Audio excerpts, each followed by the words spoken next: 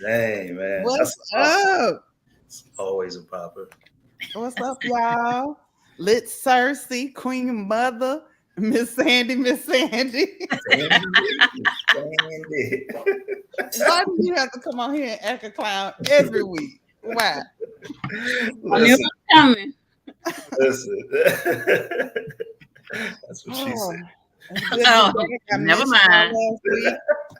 It's not me. So we just gonna jump right into it. We got season 4, episode 4, Oathkeeper. So y'all ready to get into this thing? Yeah. Let's do it. All right. So I think I want to kick it off this week because I like this part. So I'm gonna kick it off.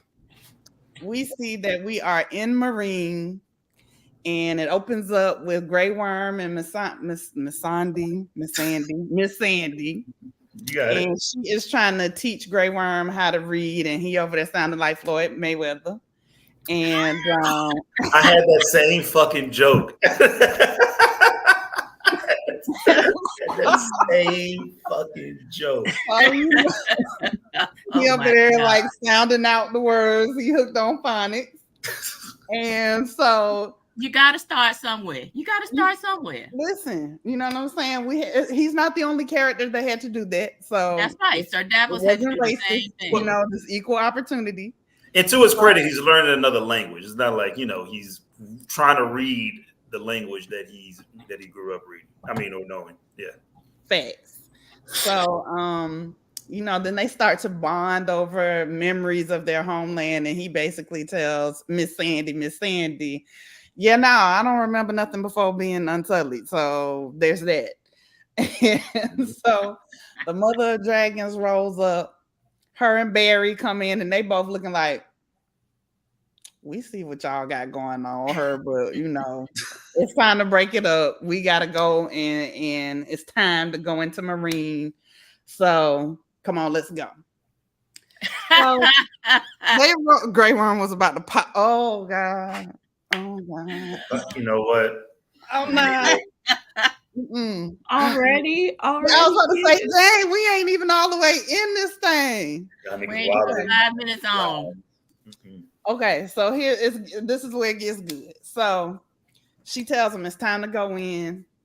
So they cut to down in the bowels of Meereen. All the slaves are cooped up in a room, and they go to arguing. The young slaves like, "Nuck if you buck, let's get it." And the old slaves like, man, no, the whole family lose when the people feud. When they get mad and fight each other, we the ones that die. So Grey Worm come up and through there on his Harriet Tubman. He like, look, oh God, one day of freedom is better than a whole lifetime in chains. So one of the old cats is like, we ain't warriors. We ain't even got weapons. So Grey Worm is like, say less, fam. Here go the weapons. Here you go. But we ain't gonna do the work for y'all. Y'all got to free yourselves. So they break them off, they give them the weapons, and they dip. So then the masters come through, they see the flag on top of the building, and they like, oh shit, his guards dip out. They like, well, time to go. Yeah. It was like a on the wind. The first time through, I did not peep it. And niggas saw the writings on the wall, literally. They was like kill the masters It's Enough like, for me. I'm gone. Yeah. That's I enough like- for me, I goddamn. like the way they panned it. All he saw was Masters first, and then killed the. Right. Oh, okay. Enough for me. It was hilarious. It was hilarious. They dipped out, they left them, and then that's when they cut to King's Landing. So, Queen Mother, you take it from King's Landing. That's the next spot. So we in King's Landing, and we are at a sparring session with Bronn and Jaime. And Bronn is like trying to get Jaime to think about going to see Tyrion. And he distracts him, and he takes his hand and he beats the hell out of him with it, basically. Just slaps the shit out of him.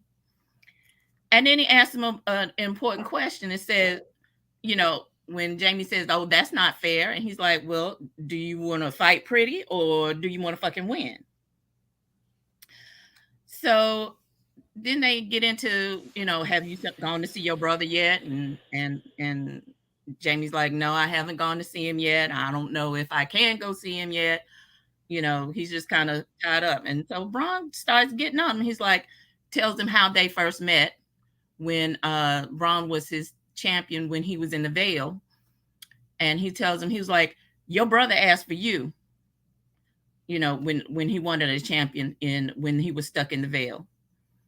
And I just stepped in because she wanted it done now, and I did it quick and dirty, and we was out of that. We was up out of that piece, and that's how we became friends." And then Bronn asked him the ultimate question. Since he wanted you to fight for him then, are you going to fight for him now? And so Jaime starts feeling some kind of way. So he goes to visit Tyrion. So what I would like to do at this point, Watch Them Thrones fam, is to give you the continuation of that scene in the style of TK. All right. So Jaime says, "Look here, little bro.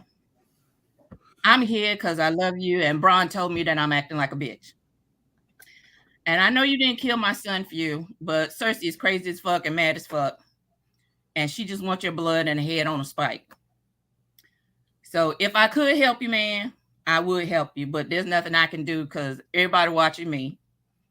And I'm still just trying to get back in her draw. So, you know, I got to do what I got to do for me because I need what I need the way I need it." Like, was that an actual quote from the show? No, I was doing it in the style of TK. So you missed that part of the description. Sure. You need to catch that straight. Kiss my ass. I'm sad you didn't have a headset. I got one over here. But that's for other things. But anyway. Nigga technology. Wait. Time out. Go back. What? That's for what things? That's for what other things? What? The headset. No. We're not doing that tonight. We're not doing that tonight. I'm trying to figure out what we. I'll take your man. I'm trying to figure out what we're doing later. Like, what is Queen Mother, I'll take your man. Ogina Tyrell. Moving on. Since I had to. So, Tyrus, darling, I did that for you. All right. Anybody else got something to say about that scene? Queen Mother is jazzy tonight. All right, Eddie Mama. Yeah, Girl 6, you know what it is. But that's another story for another time. What's your name on the phone, Queen Mother? Moving on. So now we are on the boat. And we are Wait. Let's go back a little bit.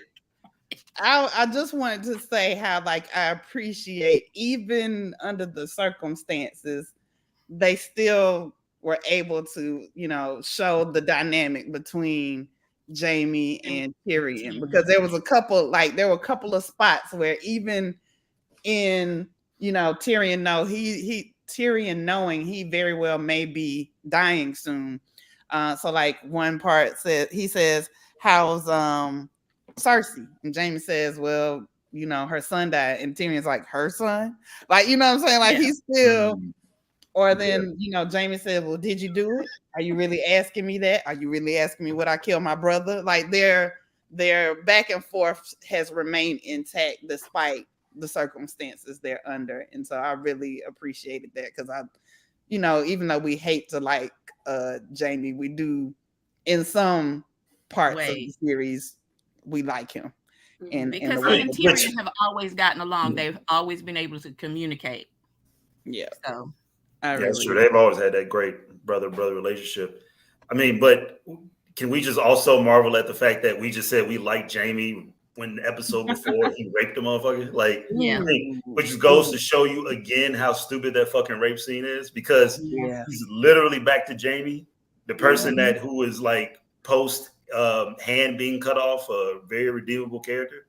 And Cersei is back to being a complete asshole, which, I mean, listen, you know, if you get raped, you can be an asshole before and after. That doesn't necessarily like that's no excuse for raping. But I'm just saying, like, nothing changed in their characters. Nothing. Right. Okay. Queen Mother, you want to go back to the boat or? Yeah. So we can move on to the next scene with Sansa, and right now he's not Littlefinger, he's Middlefinger. He's like, fuck everybody. Am I wrong? You're not wrong. Yeah, no, Littlefinger was like, shit. He was on his Littlefinger. Yeah, he was on Littlefinger shit. Yeah. And so Sansa was attending a class of Littlefinger school of fuck you, because I want everything. Right. And he starts going into his explanation of where she is, and then he kind of schools her. He's schooling her about how she could be implicated if she went back. He's like, I'm fixing to go to the Vale and marry your aunt, and we gonna stay up there because we're far away and ain't nobody gonna come get us, because, you know, up at the sky sail and, you know, the way the Vale is designed in the mountains. And he schools her that she can be easily implicated because of the necklace, and that the poison was in the necklace, and then the poison got in the cup, and that she didn't pay attention that one of the crystals on the necklace was missing. And, you know, so, you know, if she went back to King's Landing, she would sure be dead.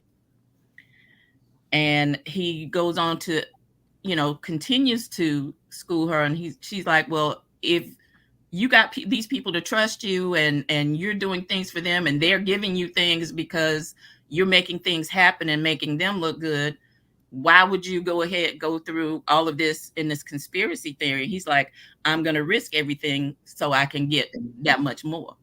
You know, they're not looking at me because I'm a friend. So I'm going to risk it, and I'm going to get that much more when, say, there you go.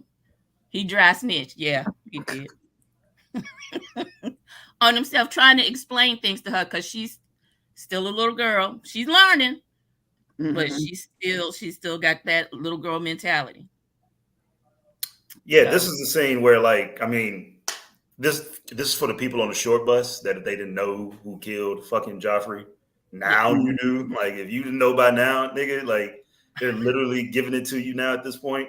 And so that was the first thing I noticed. The second thing I noticed is that Littlefinger's alliance with the Tyrells, he's like really all in on it now. And I think that's sort of a fucking almost like a trend, because of how the Lannisters are in a weaker position of power. And I think that the secret is out about how the Lannisters don't have as much money as many people assume that they have. And so you see these little, so, you know, you see people taking shots. You also see Littlefinger. I mean, even though it is chaotic in his point of view to just do this shit against the Lannisters who gave him the lands and the titles and shit like that, but it's also a benefit, and it's calculated for Littlefinger. He's not going to do anything just to fucking be chaotic. There's a reason behind it.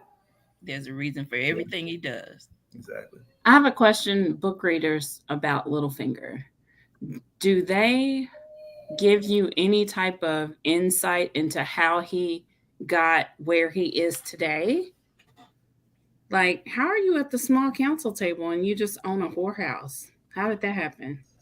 And being the master of coin as well. Yeah. He's always been he's always been good with the money. So he became, sort of a trusted advisor to Robert, and slowly but surely kind of made his way up to the master of coin. And that would kind of garner him this sort of position of power to kind of, he was always connected with the right people. Obviously, he grew up around that whole Stark and, Northern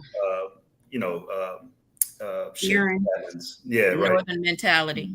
Yeah, like in Catelyn's family and shit. So, and then the Jon Aaron landing on the basis of him just being, really good with numbers and with money, apparently. Yeah, even though he was just started borrowing obviously a few years into Robert's ruling, because he was just fucking drinking and spending money on expensive fucking tournaments and parties and shit. So of course, Littlefinger would know that the Lannisters are bankrupt, because if they're always borrowing money from the Iron Bank, exactly, it's got to come through him to go to pay for whatever. Yep, exactly. So he's known that they've been broke, and he's like, I'm gonna have to make some more friends, and so he starts talking about who his new friends, but he doesn't name any names. And then we go into the next scene. Well, and before we go, I just want to point out the irony of Littlefinger being the one who really starts Sansa to piecing things together and thinking ahead and seeing the moves as chess moves, and what later ends up happening. You know what I'm saying? What we know later comes.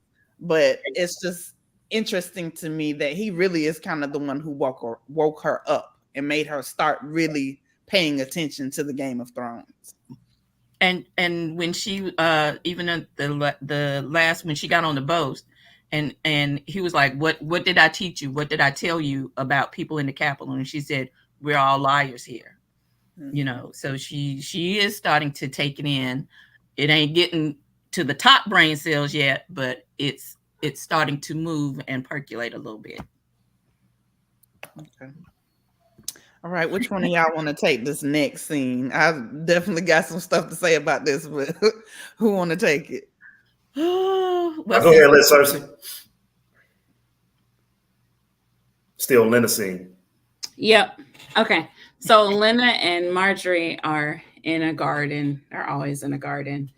And first of all, I think it's quite hilarious that Olenna's husband's name is Luther. Luther is always catching strays on this show. So Olenna is talking to Marjorie, and Marjorie's just being herself, trying to figure out where she's going to fit, how she's going to win Tommen over to her side. So Olenna tells her the story about Olenna originally having been promised to a Targaryen, and she didn't want to marry a Targaryen. She basically called him like a fairy. She said a fairy with that ridiculous silver hair. So Olenna said he cannot dick me down like he needs to. So her sister was going to be the one who was promised to Big Luther. To Big Lou, and Olenna shut that down by going to visit Big Lou with a quickness. Listen, she put it on him. Said you married Lou. That thing. I mean, listen. If you can get Luther to like women like that, I mean, you must be a goddamn. Listen. You must have that fire, as Carlton would say. You got that fire. Yeah. So during the conversation, now for those of y'all on YouTube, Mal said she gave him the medieval whap. That medieval wop. I love it. During the conversation, Olenna did admit to Marjorie, which Marjorie did not know, that she was the one who killed Joffrey. So yeah.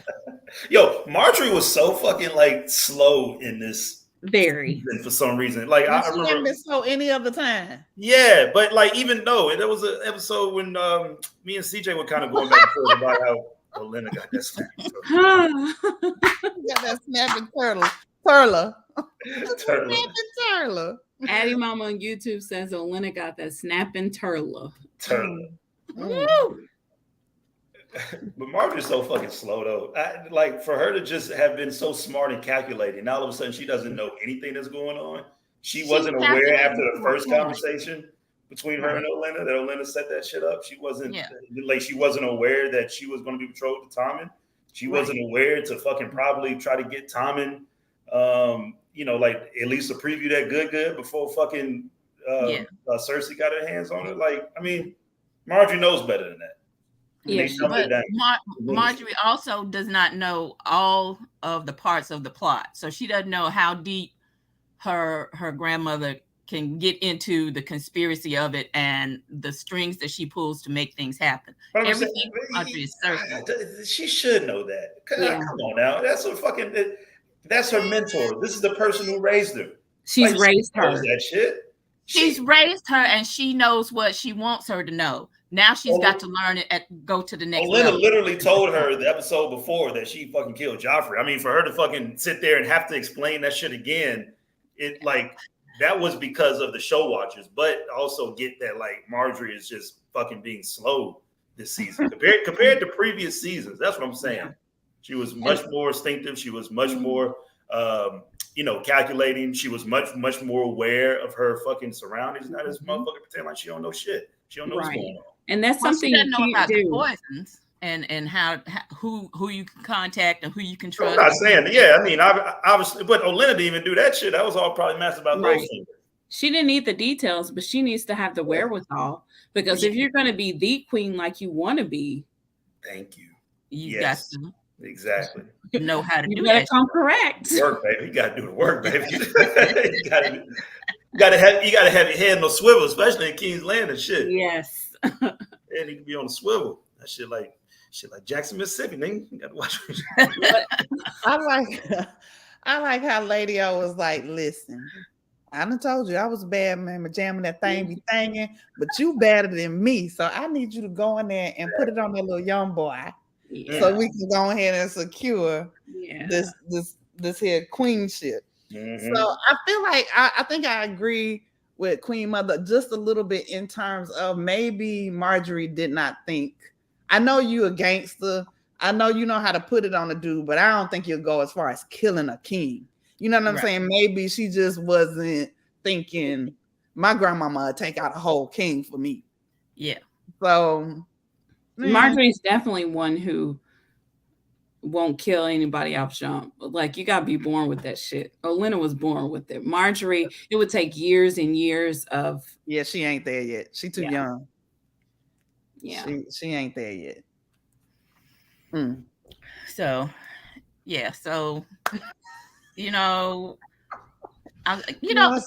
so now we got Marjorie trying to go see Tom and trying to do some of that, Elizabeth Taylor kind of thing, because she had like 10, 11, 12, 45 husbands. I don't know how many, but and creeping into his bedroom. And so just to say hello right now, just to say hello, because we're going to have an arranged marriage and we should get to know each other. And you don't have, and he's like, well, my mother, she really doesn't want anyone to disturb me. And, and the only kitty he was worried about was Sir Pounce. And it's like, then you have to remember he's a child. He is a child. Shout He's out a Sir very Pounce, sheltered child. Shout out Sir Pounce. Sir Pounce. That's my cat. I mean, not literally. Well, that's going to be Tom and a little later on, but that's another story for another time. Oh, wait, which cat we talking about? So Miss Sandy, why don't you take the next scene?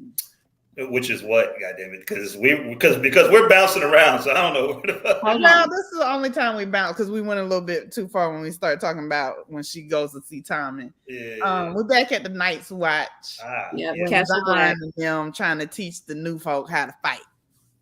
Yeah, so first off, Jon teaching motherfuckers how to fight is hilarious. He's like, hey, do this, what I just fucking did.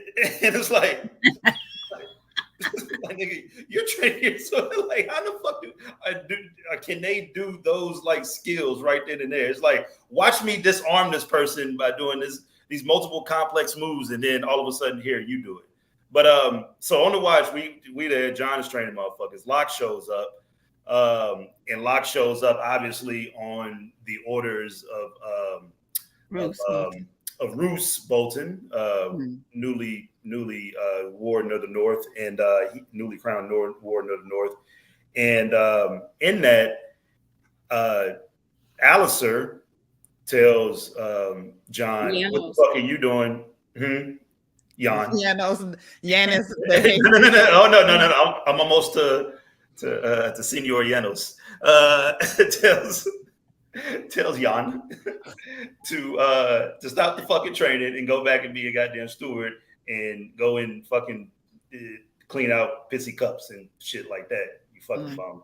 And then Jon goes up to Alliser like he's about to sock the motherfucker, and it's just hilarious how short Kit Harington is compared to the fucking actor who plays Alliser Thorne. It's just like them two motherfuckers are like here and here. And it's kind of hilarious how Jon is like fucking Martin off Bad Boys, standing next to John Sally.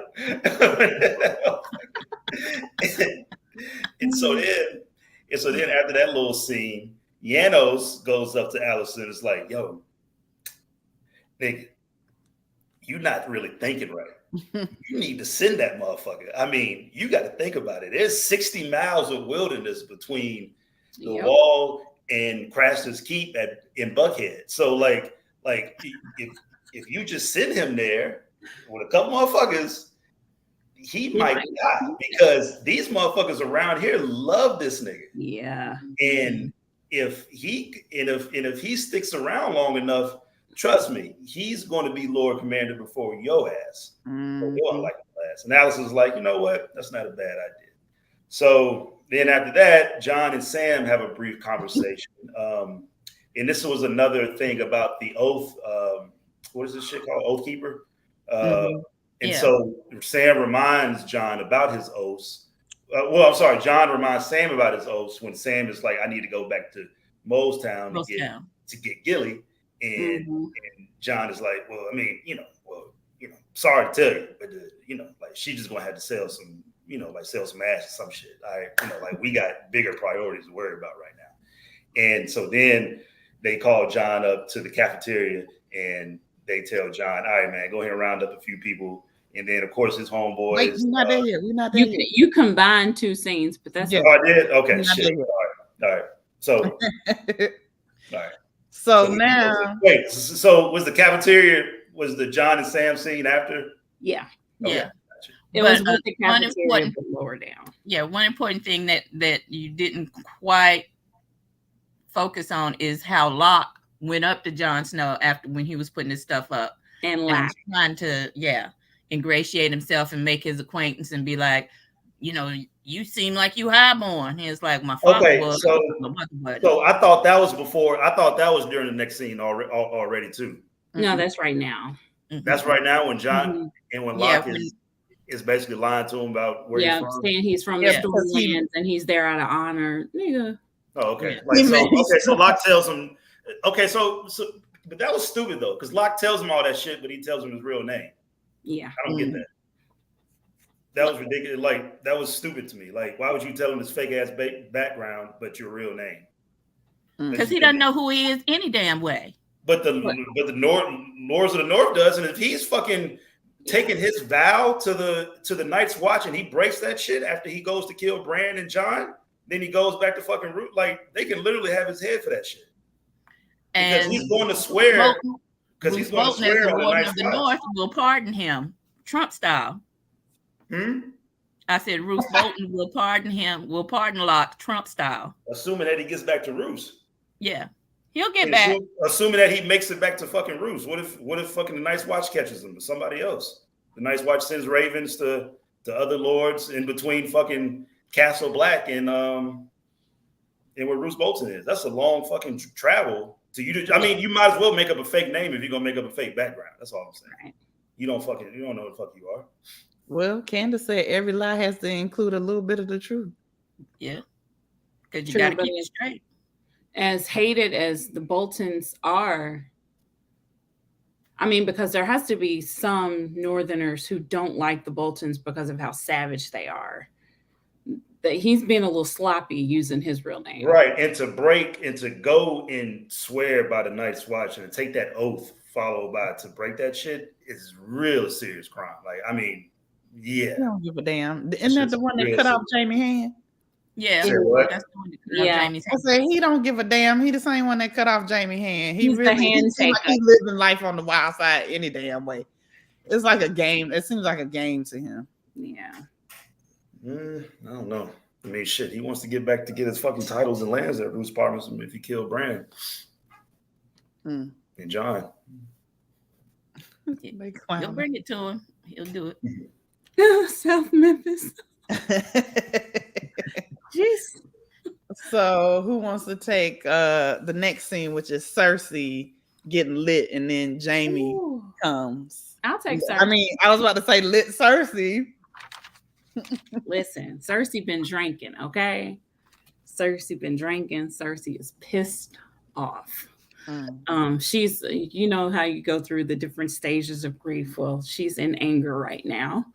Her baby daddy brother comes in, and she immediately just starts zinging him with questioning him about Joffrey, questioning him about who's with Tommen, how many guards are guarding Tommen.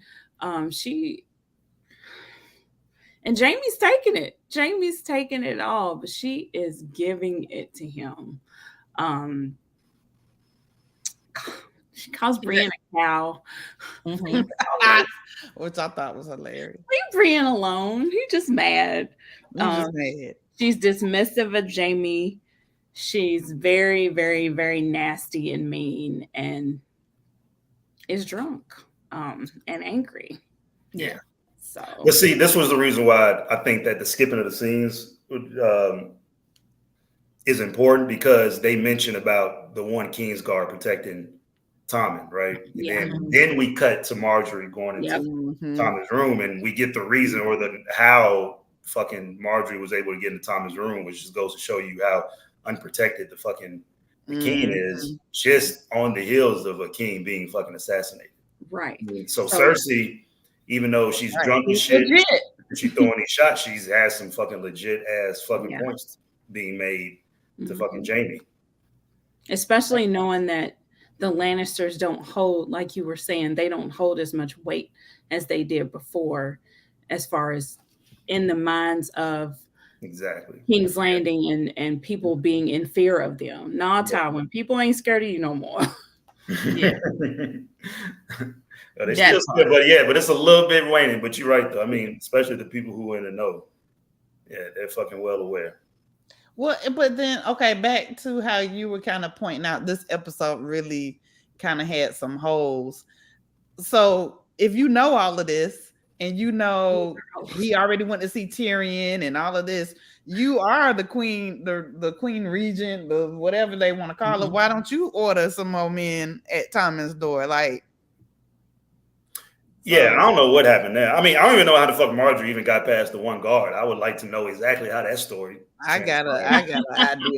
I got an idea too. But, look, you're like Littlefinger. Exactly. I got an idea. Shit. Shit. You want to be my Kristen Cole? Come here. Right. Oh God. Not the dragon reference. Oh yeah. Cersei was absolutely validated. Oh, I'm sorry. She was validated in her anger, and oh yeah, Jaime But Marjorie gave Tommen, something that Uncut never was able to provide me as a kid. I'll tell you that shit. The grooming, real life shit, man. Imagine. All right. Let's just be honest. 12 or 13-year-old. I used to put my sock on the door for way less. Okay. All right. So you saying that you really enjoyed the tip drill video? Is that what you're saying? Listen, tip drill. I enjoyed the tip drill video. Right. No. Let's go ahead and go down the rabbit hole in this. Tip drill. Tell me what that thing smelled like. I want to kick it tonight.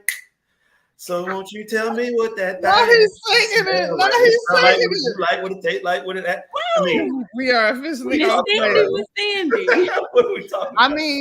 When you see somebody swipe a credit card, I ain't got no panties on. I ain't got no panties on. That credit card swipe. Good Lord. I've seen white chocolate in person do some amazing things. So Uncut was a gem that they needed. That was a gem. That was before internet porn and shit was out. Man, please. Before that, it used to be Cinemax Static. Red Shoe Diaries and Real Sex. Red Shoe Diaries. Not the Red Shoe Diaries. You done took it back. Learned so much. Real Sex was just fucking. Did Real you Sex learn so much? nasty. Okay. I'm glad you learned something. That shit was fucking. That shit was lit. I don't give a fuck what y'all cut. I'm glad y'all learned something. You didn't read it from a motherfucking book, but okay. Hell yeah. I read books too now. I didn't see Janos in a book, but shit, we here. I want no bar. Listen. Okay, fucking go to work, nigga. Oh God. Shit.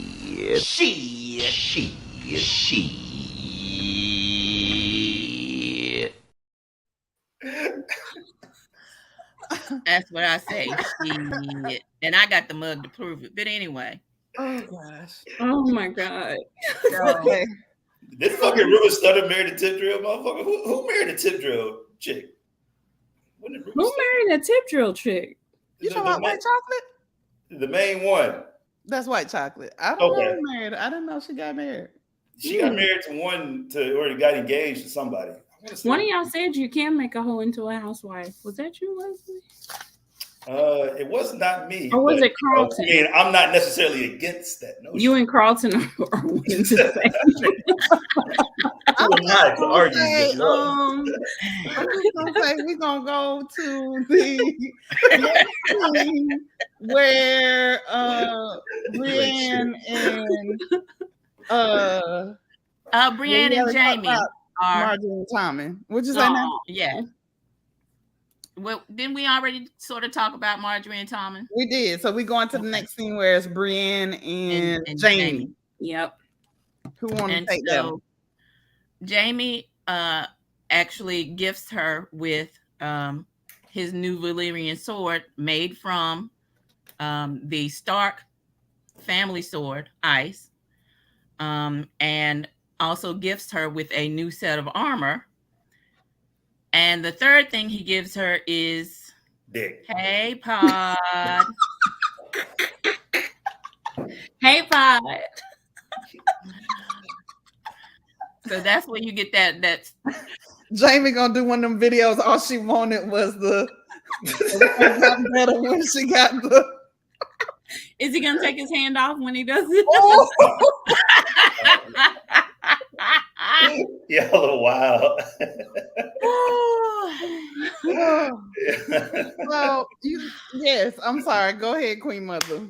So Jaime says that he's got to leave King's Landing because he was Tyrion's squire and he's not flipping like everybody else is flipping and gonna testify against Tyrion. So he got to get up the fuck up out of the whole region. He just got to go somewhere and disappear.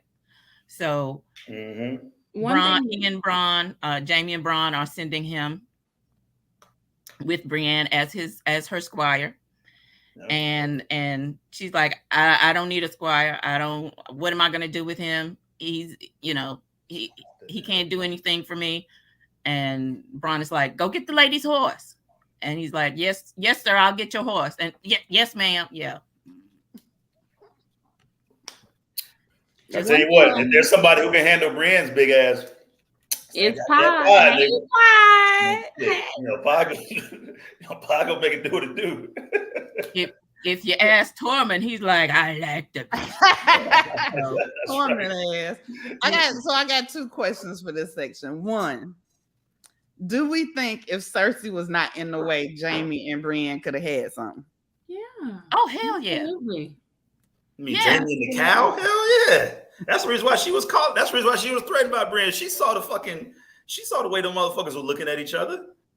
Yeah. Please. You did not call her a cow. What? No, she called her the cow. I'm just saying. I'm not calling her the cow. I'm saying what Queen Regent Cersei said about her. Okay. Calling her a cow. My other question is, she's a red. If we think if Brienne had heard the rumors about Pod, do we think she would have given Pod a try? Oh no. No. Who? Who? Oh, Brienne. Brienne knew or the Cersei. About I was about to say, Cersei would have been knocking down that nigga door. You hear me? She wouldn't have let him leave King's Landing. She would have been like, "Nah, you got to come back, player." No man with a big heart. Who? King's Guard would have been out there on the King's Road, fucking kicking the herd. Wait, listen. He wouldn't have claimed her in public unless it was tax time. Can we go back real quick to Jaime and Brienne and the book? He was looking at the book and his page is quite empty. And there's something that he said there's still room left on the page. So, or either he said it or she said it. And I just thought that was like, oh, yeah, there is. Oh, and then that's when she names the sword. He tells her all the swords have names, and so she names it Oathkeeper. It was a really good moment between them. Just a symbolism of obviously this was Ned's former sword being wielded down into 2 swords, and this was the longer of the swords. That's what she said, and then so forth. Use that in order to really go out to say Sansa is very noble. That scene is just a very noble scene. See, I didn't even go there.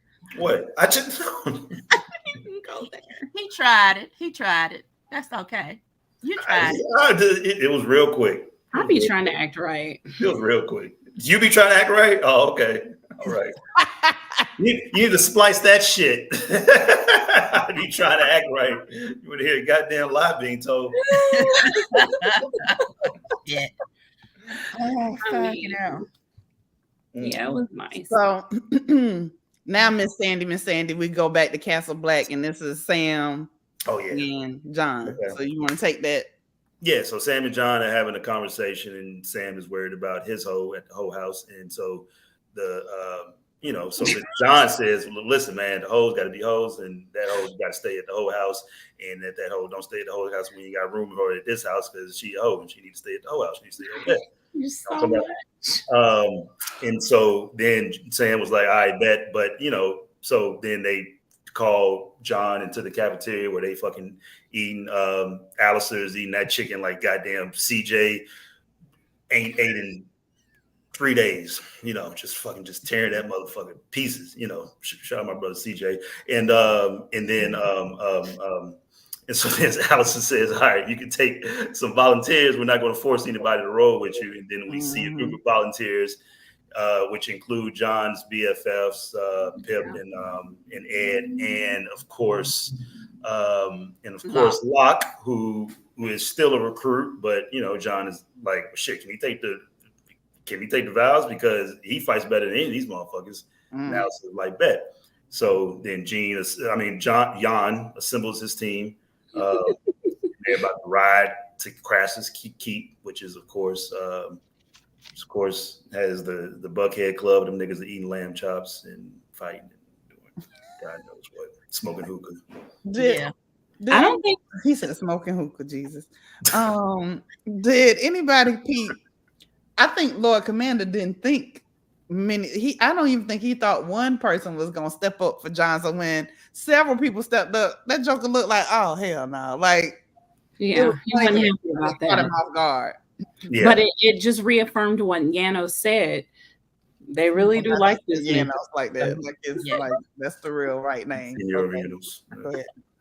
Plus, Sam didn't use the CPAP the night before. He was struggling. He was breathing all hard. I was like, Jesus, he's gonna fall out. Jesus, he's gonna fall out. He said, Jan assembled the Telemundo crew. I can't. Telemundo crew. Miguel, Jose, fucking Reyes. They said, "Let's go." Aww. Let's kiss this headset. You kissed that TK. That TK wig. Oh god. I'm not fucking with y'all tonight. So the next part is they cut to the mutineers over at Craster's and Buckhead. Yes. Yo, how is this not Buckhead? This nigga's like nigga the VIP drinking out of a skull. Like you might as well call it a goblin or some shit. You got niggas eating. you got the women and shit. I mean, sex happening everywhere. Yeah, like back all over the room. Excuse me, rape. Yeah, rape. Yeah, right. Yeah, yo, those are definitely a few good rapings. Yeah. They got bruises on their face and stuff. I'm like, dang. Yeah. They don't even want to keep them pretty. They weren't pretty what's in the guy's name that's running this? I don't. Oh God. Carl Tanner. Yeah. Yeah, that's some shit. Yeah, you know what though? For him to be cast as that role, the actor, it's kind of weird to me because I remember this motherfucker is the doctor that played in Pacific Rim. And I don't know if y'all ever. I mean, that's kind of Chronicles of Riddick-y, what I just said, but he's never like really played in a movie or a role that I've seen him be like a badass in. At least based on my recollection. He played in Something About Mary too. He was a motherfucker with like God, what was he? He was one of the handicapped people, but yeah, it's just weird for me to see him play in this role. Differently abled. Yeah. He does look like Willem Dafoe. Somebody say he looks like Willem Dafoe. Yeah. He does look like Willem Dafoe. Might be related. Might be related. Not related. So once we get the Craster's Buckhead keep, and Carl is talking shit like I used to be the man, having all his little drunk fantasies and shit. Because in Jen's Alley, by the way, which is, I mean, that's the shithole of shitholes in King Landing. Like, I mean, motherfuckers that flee bottom don't go to fucking Jen's Alley. That's how fucking fucked up that part of town is. Right? Yeah. JC, I just fucking said it was Chronicles of Riddick. God damn, give me a fucking break. Jamila said, bro, ain't nobody else real. Y'all niggas don't let shit slide. No, you don't let shit slide. It was funny too because I knew as soon as I said it, I was like, "Fuck!" Nobody talking about this. Yeah, you was gonna catch that when somebody was gonna say something. If TK was on her, he would be like, "Yeah, man, I love that movie. Whatever. That's the movie. That's the motherfucking movie. I just watched it last night." I wish TK was on here for all of these impersonations. I can't wait till he watches this back because y'all gonna catch it. TK, I'm not impersonating you. Let's it was last night. Once we revisit Mortal Kombat, see, you should be joined in with us, ma'am. He deserves everything he gets. So, nigga did call your hat Raiden. Well, I did, didn't he? Right, like. Oh man. I'm about to call you Mother of Dragons, Lord. Love Craster. Mother. Yes. Continue. So while Carl is, going on about his life in Gen Alley, and I was the man, and you paid me 7 crowns or whatever it was, and a motherfucker is gonna die. Okay, yeah, right, whatever. And then so one of the grandmother, great aunt's daughters brings in her great grandchild and says, "This is the last boy." That's the son. Great grandchild. A gift for the gods. A gift for the gods. For the gods. And then The motherfuckers all looking around like, what the fuck these bitches? I was like, bitch, shut up. Right. oh, y'all that indoctrinated? Yeah. Yo. I guess, from the crib on, yeah. You don't know nothing different. Yeah. That's all you know. Yeah, you start chanting it. Well, your brain cells were on low anyway because of you being your own sister. So yeah, your own sister and then your own grandmother. So she was explaining that it needs to go out in the woods because that's what Craster did, and take all the boys out in the woods for the White Walkers, a gift to the gods. That's how they stayed safe, because they would supply, but it's to the army. Well, I don't know if they was hoeing Jamila. Jamila talking about how you in the middle of hoeing talking about not hoeing. Yeah, I was about to say. Stop. Give for the gods.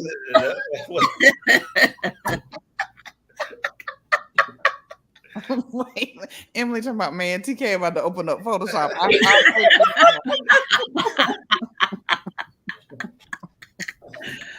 Oh God. Oh, that's all right. We can go round and round. How many times you want to go? Wait, before we move forward, because so he takes the baby out, but let's pause right there because there was a part we forgot that came before then. Mm-hmm. We skipped over the mother of dragons and what happened back after they captured all the masters at Meereen. Okay. Yeah. Oh yeah. Yeah. We skipped over that. Yeah, So we're gonna come back to Craster's 163 miles. Yeah, 163 slave owners for 100. Yeah, 63 children. Slaves. Yeah, Barristan. Yeah, and essentially what happened there is that Barrister is trying to convince her not to kill the slave owners because he argues that that she should show mercy, and she said, "No, you fucking white supremacist. Justice needs to be shown with justice."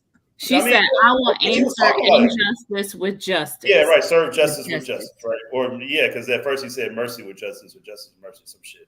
Yeah, justice with justice, and so that just goes to show you that well, for one, right? Like you would think that if you would take a poll of the slaves, right, or the former slaves who were in Meereen, what would they want you to do? Honestly, kill all of them. So to only kill 163 is actually mercy, in sort of in a weird way, and especially since she wants to govern the city. Honestly, the way to do it would be to kill all of them if you wanted to stay there and actually govern the city into an actual free city, to where you give people who were slaves the opportunity to really make some money, because what's going to end up happening is that motherfuckers with money is going to try to keep money. So, that was my little 2 cents on that. Or make them slaves. Yeah. But, shout out to the Haitian Revolution. They did their thing. Yeah. Yeah. Candace says she was going crazy then, but we liked it. Do we think that these were early signs that she was losing her shit? Absolutely. And I have an analogy for you. Okay. Britney Spears. We were all gung-ho about her conservatorship being over. Her daddy had control over her, over everything. We were like, no, free Britney. And it's a proverbial free, because I didn't care nothing about that girl. But that conservatorship is over. And she out here wilding. She started doing little weird stuff. And we was like, okay, but I tell you what, I mean, I'm gonna tell you something else, right? Exactly. And it's just like, right, it's just like people who we shall rename, who shall remain nameless. But, you know, if people been saying that you've been smoking crack, like a lot of people say you're smoking crack for a long time, you probably been smoking crack. You know what I'm saying? Like, so, you know, anyway.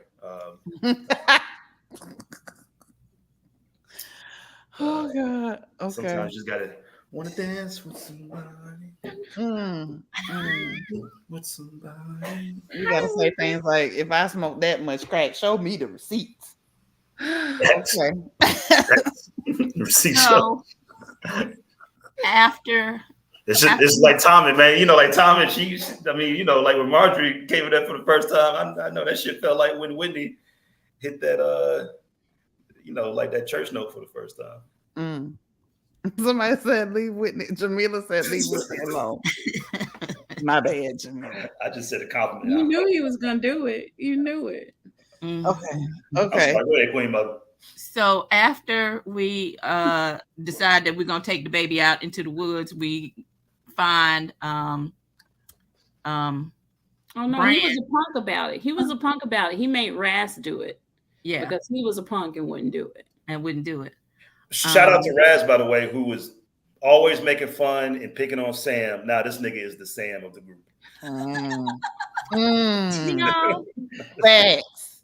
I just love when karma smacks you right in the fucking face. Big facts. And I don't have to do all the puns intended. Big facts. Big facts. So we join Bran and Mira and Jojen and Hodor out in the woods, and Bran it keeps jumping in and out of Summer, and so he jumps into Summer one more time, and he finds Ghost in the cage, but then he falls into one of the traps that's around that area, and he snaps back into his body, and he's like. They're on the east side of the compound because they're very close to Craster's, and so they creep around Craster's creep. They creep around Craster's creep. Okay. They do. They trying to find out because Summer is in a hole somewhere, and they got to find Summer and get him out, and then they trying to get Ghost out because he's like, "Why is Ghost down here?" In the hole. In the cage, yeah. Yeah, no, in the hole. No, I'm saying Summer in the hole.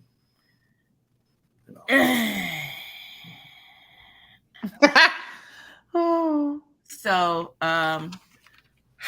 old boy takes the baby out to the little ice table, frozen thing for the pickup.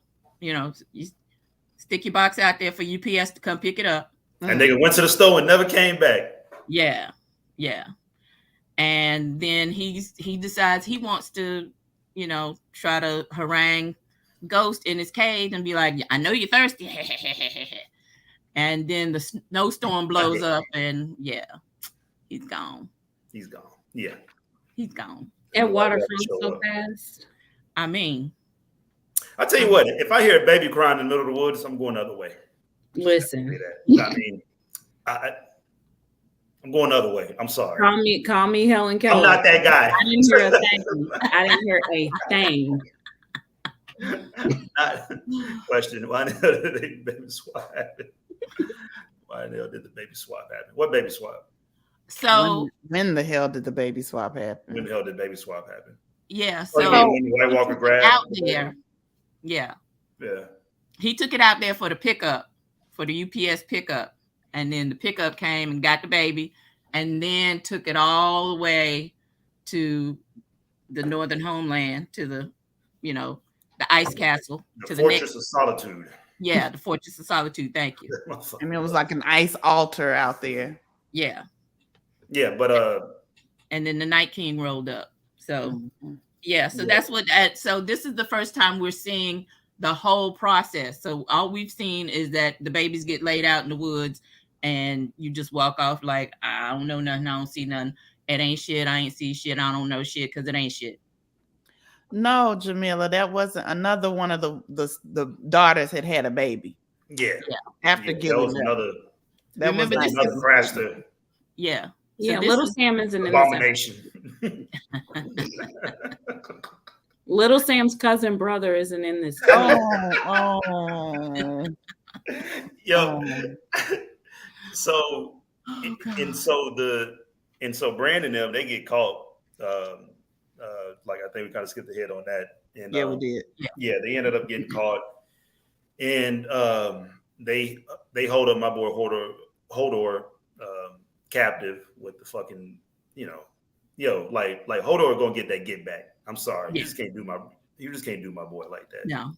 You can't do it. And then they stab that motherfucker. Oh, there's some get back about to take place. Yeah. So then the rest of them are in Craster's Keep, and Carl essentially interrogates the crew and eventually finds out who Bran is, and he gives up his fucking name after Jojen, who was apparently Epileptic.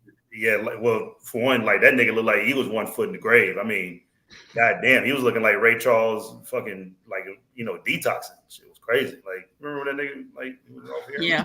Talking about Jojen looked like he had COVID. Dude, fuck that. That shit was.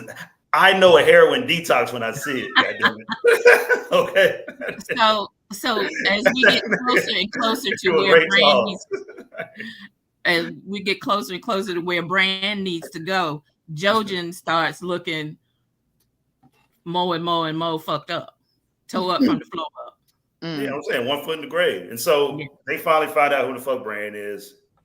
And then we go to the Fortress of Solitude, and the White Walker assumes responsibilities like Russell Wilson. Oh.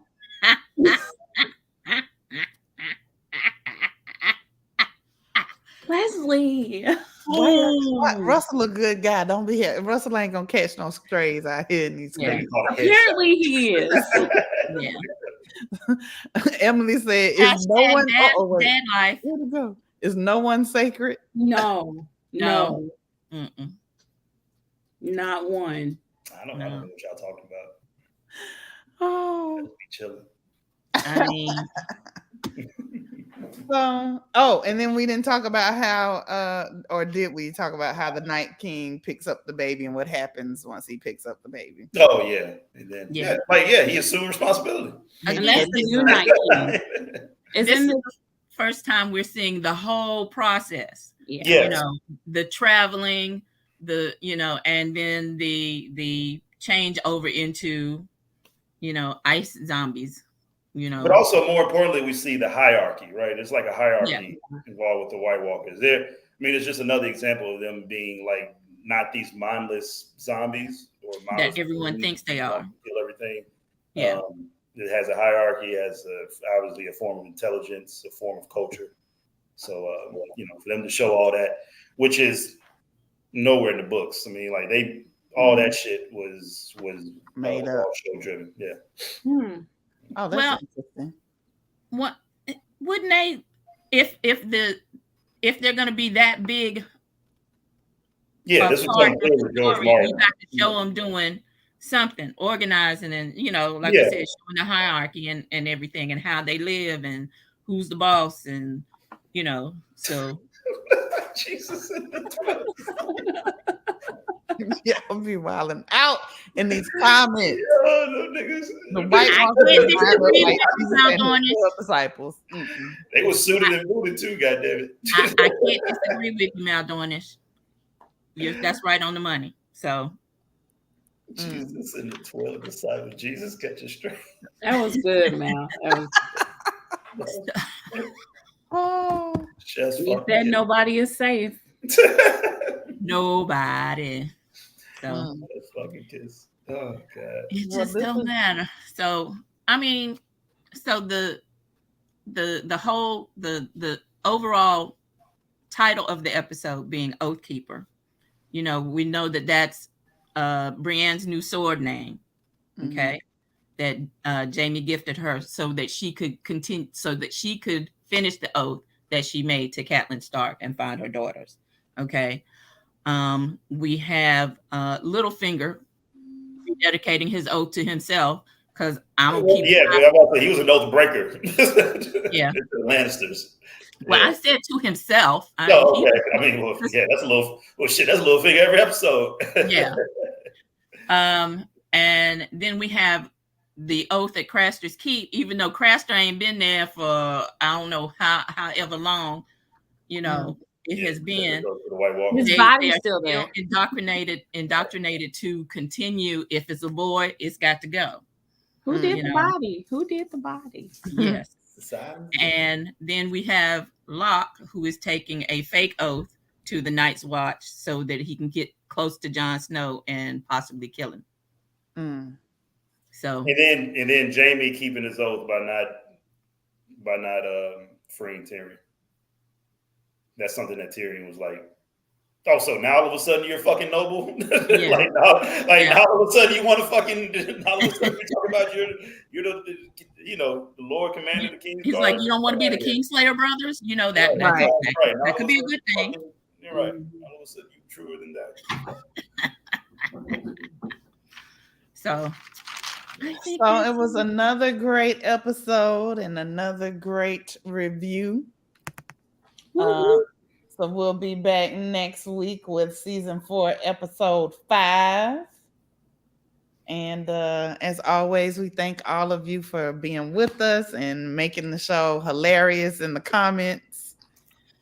And we'll see you next week, y'all. Anybody else got anything to say as we close out? Thank y'all. Y'all check us out on the Facebook page. What's that shit called? Watch Them Thrones? Yes. Yeah. We'll be up in there.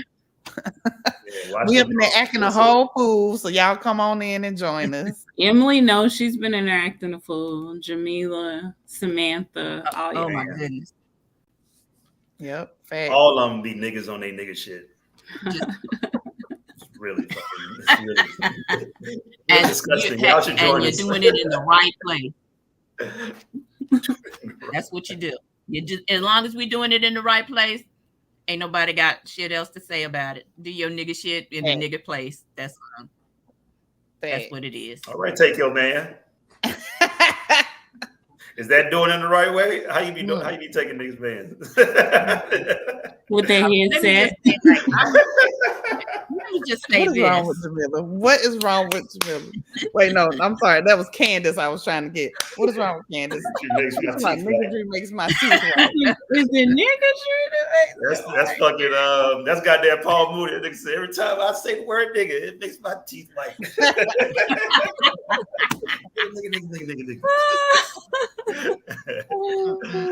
All right, y'all. We'll see y'all next week. Thank y'all for coming through. Thank you. Peace up. Bye, y'all.